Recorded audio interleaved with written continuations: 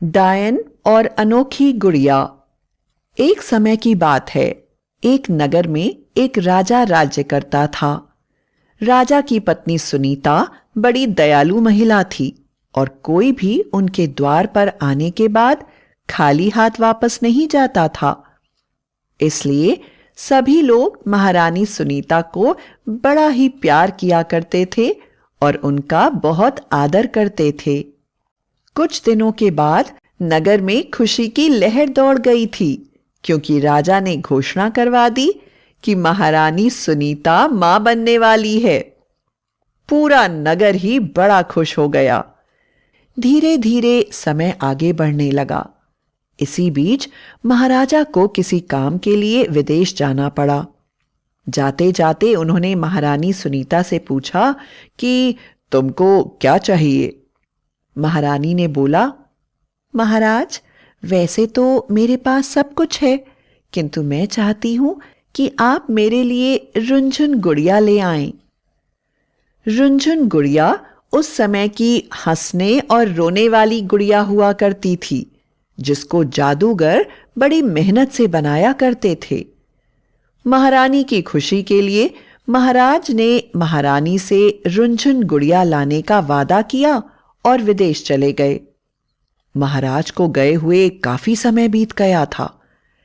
इधर महारानी ने समय के साथ एक छोटी सी राजकुमारी को जन्म दिया, जिसका नाम सौंदर्या रखा गया। सौंदर्या अपने नाम के अनुसार ही बहुत खूबसूरत थी।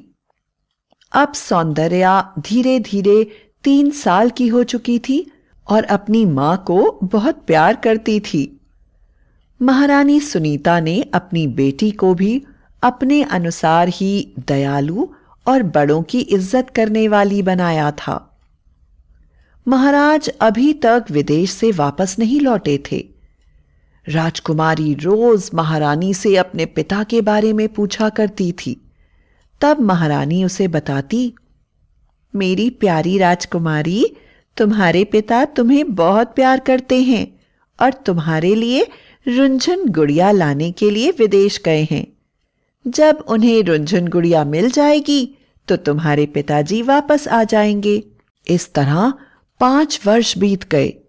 राजकुमारी सौंदर्या सभी की लाडली थी। सभी उसे बहुत प्यार करते थे। एक दिन जब राजकुमारी दास के साथ खेल रही थी, तो सैनिकों ने आकर सूचना दी कि महाराज पधार रहे हैं। यह सुनकर महारानी सुनीता और राजकुमारी की खुशी का कोई ठिकाना ही न रहा। महारानी सुनीता हाथ में आरती की थाल लिए और दूसरे हाथ से राजकुमारी का हाथ पकड़े राजा की आरती करने के लिए राजमहल के दरवाजे पर आईं। पर पूरा नगर यह देखकर हैरान हो गया कि राजा के साथ उनकी दूसरी रानी भी आ रही थी। राजा ने विदेश में किसी और महिला से शादी कर ली थी, जो राजा की दूसरी रानी बन गई थी। खैर, अब क्या हो सकता था। राजकुमारी सुनीता राजकुमारी और नई रानी के साथ अपने महल में वापस आ गई। नई रानी बड़े ही बुरे स्वभाव की थी और उसे राजकुमारी और सुनीता फूटी आंख भी नहीं भाते थे। इन सबके बीच राजकुमारी अपनी रुंझुन गुड़िया के बारे में भूल गई थी। अचानक एक दिन बैठे बैठे उसे गुड़िया की याद आई और वह अपने पिता के पास गई और बोली, पिताजी, मां कहती थी कि आप मेरे लिए रुंझुन गुड़िया लेने के लिए गए हैं। बताइए ना, कहाँ है मेरी रुंझुन गुड़िया? मैं उसके साथ खेलना चाहती हूं। महाराज रुंझुन गुड़िया को अपने बक्से में रखकर भूल गए थे, किंतु राजकुमारी के याद दिलाने पर उन्हें तुरंत ही गुड़िया की याद आ गई। लेकिन महाराज हंसे और अपनी दूसरी रानी की तरफ इशारा करके बोले, हा हा हा, अरे राजकुमारी, तुमने देखा नहीं, यह तुम्हारी दूसरी मां ही तो तुम्हारी रुंझुन गुड़िया है। तुम जितना चाहो इनके साथ खेल सकती हो। यह तुम्हें बहुत प्यार करती हैं। राजकुमारी महाराज की यह बात सुनकर हैरान रह गई और अपनी दूसरी मां की तरफ देखने लगी। दूसरी मां के चेहरे पर अपने प्रति नफरत का भाव देखकर वह बड़ी उदास हुई और अपनी मां के पास गई और मां से बोली, मां, पिताजी कहते हैं कि दूसरी मां मेरी रुंझुन गुड़िया है, किंतु दूसरी मां मुझे बिल्कुल पसंद नहीं करती। मैं अब उनके साथ कैसे खेलूं? महारानी राजकुमारी से कुछ भी न बोली और अपने महल में चली गई।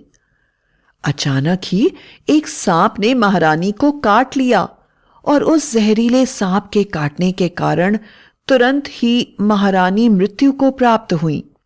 महाराज उस समय पास के राज्य में द्वंद्व युद्ध देखने गए हुए थे और महल में इस घटना के बारे में सिर्फ दूसरी रानी को ही पता था।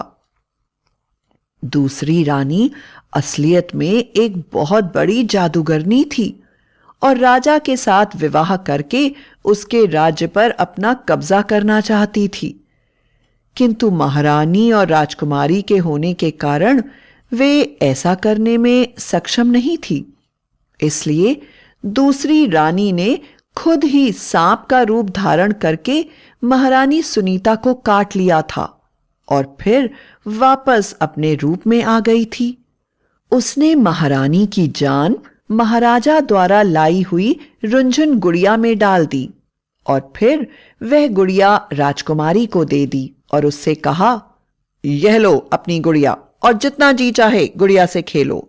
फिर उसने जल्दी जल्दी महारानी सुनीता की लाश का क्रियाक्रम कर दिया। राजकुमारी गुड़िया लेकर बड़ी ही प्रसन्न थी, किंतु उसकी गुड़िया हर समय सिर्फ रोती रहती थी। जब वह किसी से भी इसका कारण पूछती तो कोई भी उसका कारण उसे बता नहीं पाता। उसने सोचा, मैं अपनी मां के पास जाकर इसका कारण पूछती हूं, किंतु उसको महारानी सुनीता कहीं भी नहीं मिली। राजकुमारी बहुत परेशान हो गई और उसने देखा कि जब जब वह अपनी मां का नाम लेती है तब तब उसकी गुड़िया और भी ज्यादा रोती है। इसलिए राजकुमारी महाराज के आने पर महाराज के पास गई और बोली, पिताजी महाराज, दूसरी मां ने मुझे मेरी गुड़िया दे दी है, लेकिन जिस दिन से यह गुड़िया मुझे मिली है उस दिन से मां पता नहीं कहां चली गई है। मैं जब भी मां को आवाज देती हूं मेरी गुड़िया रोने लगती है। मुझे समझ में नहीं आ रहा कि मैं क्या करूं। आप ही बताइए ना, मां कहां चली गई और मेरी गुड़िया क्यों रो रही है? यह सुनकर महाराज बड़े हैरान हो गए और उन्होंने भी महारानी सुनीता को ढूंढने की कोशिश करी, पर उनका कहीं आता पता नहीं चला।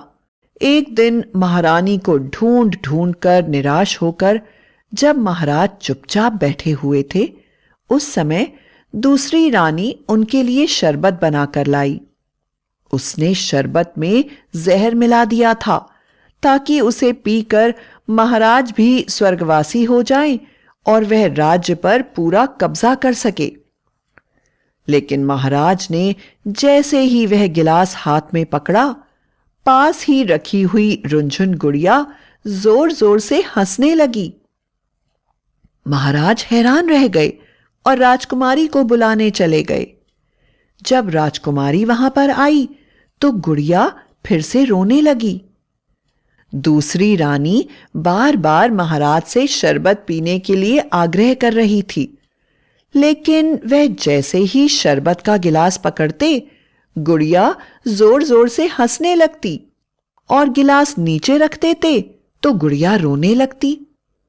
महाराज को लगा इसमें जरूर कोई राज की बात है और उन्होंने अपने राज्य के राज्य ज्योतिषी और भविष्य वक्ता धीरेंद्र को बुलाया और उनसे कहा, महाराज, मुझे बड़ा आश्चर्य और शक हो रहा है कि आखिर मेरे द्वारा लाई गई यह गुड़िया इस प्रकार क्यों कर रही है और महारानी सुनीता कहां चली गई है।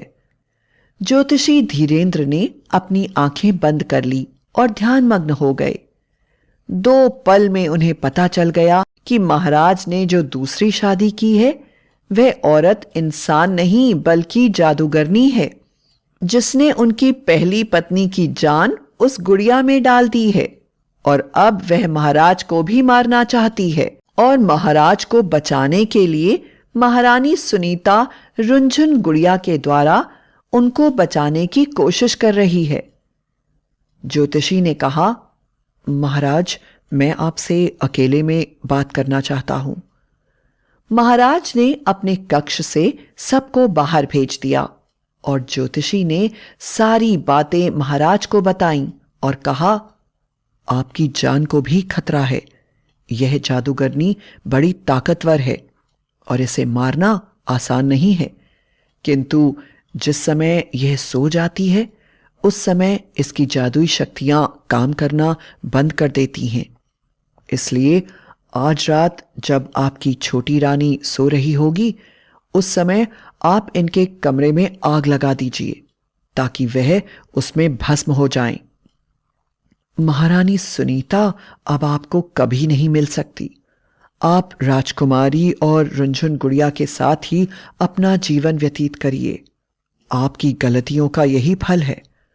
और राज ज्योतिषी वहां से चले गए।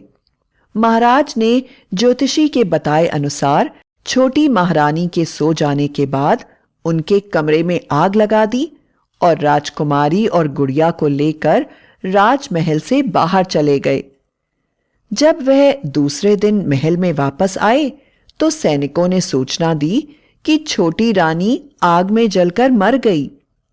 महाराज ने चैन की सांस ली और छोटी रानी के नाम से बहुत सा दान कराया और जादुई गुड़िया से माफी मांगकर खुशी खुशी राजकुमारी और गुड़िया के साथ अपना जीवन व्यतीत करने लगे।